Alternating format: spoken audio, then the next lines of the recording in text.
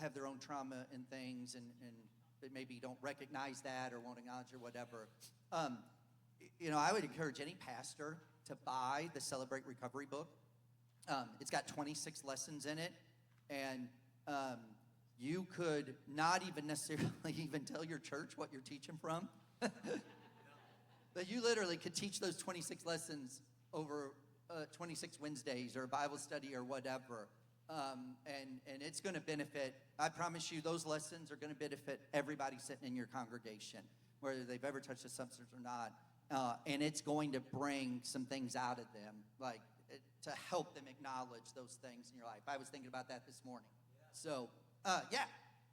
So I know I'm not the only one that works either in recovery or in the mental health field, and we are taught boundaries, boundaries, boundaries, boundaries, boundaries. How do you reach people that you're working with when you are surrounded by boundaries? So the lady that asked me the question yesterday, and I said I will get to that tomorrow, and I did, right? I answered her question, so I'm a man of my word. That is actually one of our sessions tomorrow. Will you be here? Okay, all right. So one of our sessions is even this idea of boundaries and kind of some self-care stuff. We'll talk about that tomorrow. All right. So back in the old days, when people were in the military, you didn't hear about PTSD.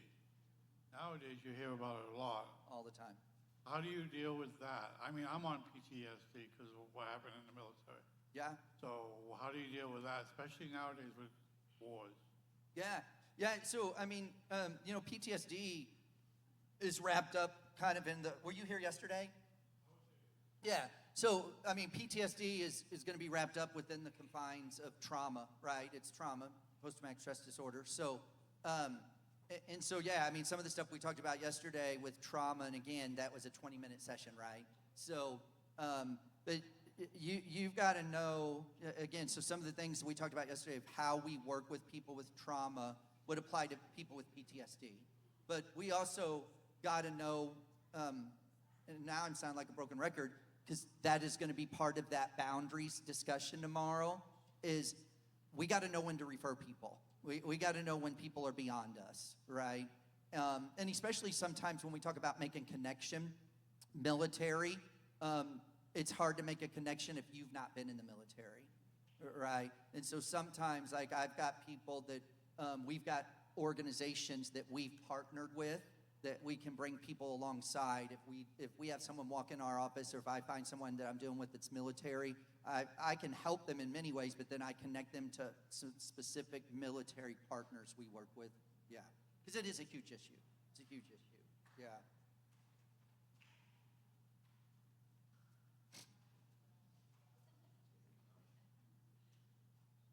I am wondering, you talked about funding that's available. Yeah. How, if we wanted to do something, how do we go about tapping into those resources? So we could send you some links if you'll email me, but there's a grants.gov link, SAMHSA. So if you just go to SAMHSA's website, you can get put on their link. I've got staff, while we're here this week, I've got staff right now writing grants that are due at the end of July for SAMHSA. We're applying for another $1 million or so. So the grants that we've got have been,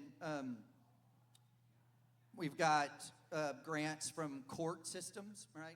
So again, some of that would be specific to Vermont, right? So I would look into Vermont state government. I don't know what, like in Missouri, it's called the Department of Mental Health, Department of Social Services. So I don't know what it's called in Vermont, but you would have these state agencies that probably provide grant funding. SAMHSA provides national funding, and you can just get on their list. So I mean, I probably get 4 or 5 emails a week from different organizations announcing their grants, right? And then I can also send you some links. Sometimes there's just private organizations. So when we were opening this men's recovery house, I just started searching on the internet for organizations that like to help nonprofits, and we found Veterans United Insurance. And we wrote a quick grant, and they gave us $5,000 to buy furniture for the men's house, right? We found a water company in our area wrote a grant. I wrote a grant in about 10 minutes. It was online, and they gave us a $2,000 check to put a hydration station in at our church, right? So they came out and installed a whole water system in our building for unhoused people to be able to access, to use, because they know we help unhoused, and they paid for it all, right? So even, sometimes we talk about these big grants. Like we have a grant right now. We get $300,000 a year for 5 years, right? So in these 5 years, that's going to be $1.5 million that they're giving us. But then sometimes we find just these $1,000, $5,000 grants that can be helpful. Yeah.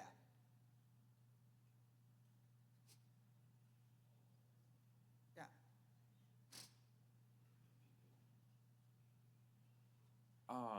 Have you, I know Missouri is like, you had said, it's a little bit more conservative than our two states. Have you seen places that are like a little bit more liberal, like have it open up, like in places like Illinois and places like that? Have I seen what now exactly? Like the government really like more willing to give money Yes. to like Yes. yeah.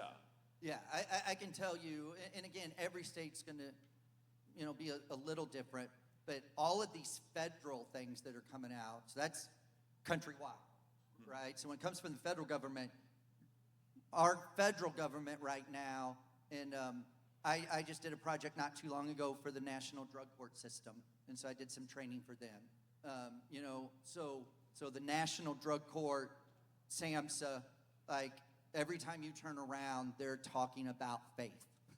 Like, it's just, it really is amazing to me, right? So our state, Missouri, is very faith-friendly about, now again, why do we say that? It's not necessarily apostolic-friendly, but it's faith-friendly. So that opens the door to all faith communities, to be on board or whatever. But yeah, it's not regulated to Missouri. I can tell you, I did some work in Connecticut a couple of years ago, and saw some good things going on in Connecticut. I know New York. Yeah, it's countrywide. Yeah.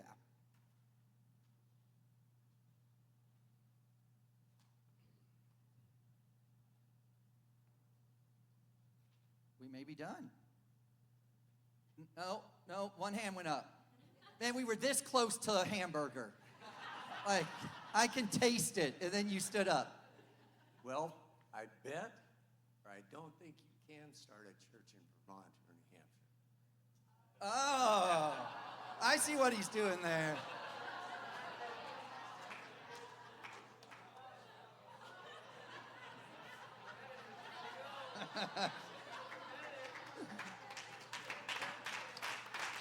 What town needs a church? What town? You got a long list. I appreciate that. Someone escort him out, please. All right. All right. I might warn you that Brian Parkey, Superintendent of Missouri, may open charges against you. Well, I was going to say, Brother Breedlove, aren't you from the Show Me state? Yes. Show us.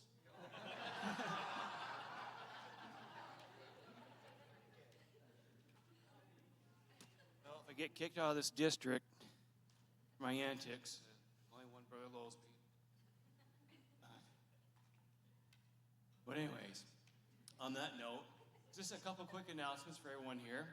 I was informed that at 12:30, the snack bar will be open downstairs, so help support us. It really helps out a lot at these events. And a big thanks for those that are involved with that.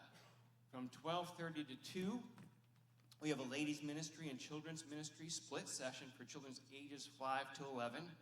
Lunch will be pizza for that. Parents will pick up kids by 2, Catalyst Church Fellowship Hall. And at 6 p.m. tonight, we're looking forward to our evening speaker. Brother Graham did an awesome, phenomenal job last night. We're still here. Amen. We're still here, folks. We may have some bruises, but we're still here. Amen. And also, right after the evening service, snack bar is open. And get your burger. Right, Brother Breedlove? Get your burger. Amen. God bless you. That's all for announcements. Thank you for coming. You're dismissed.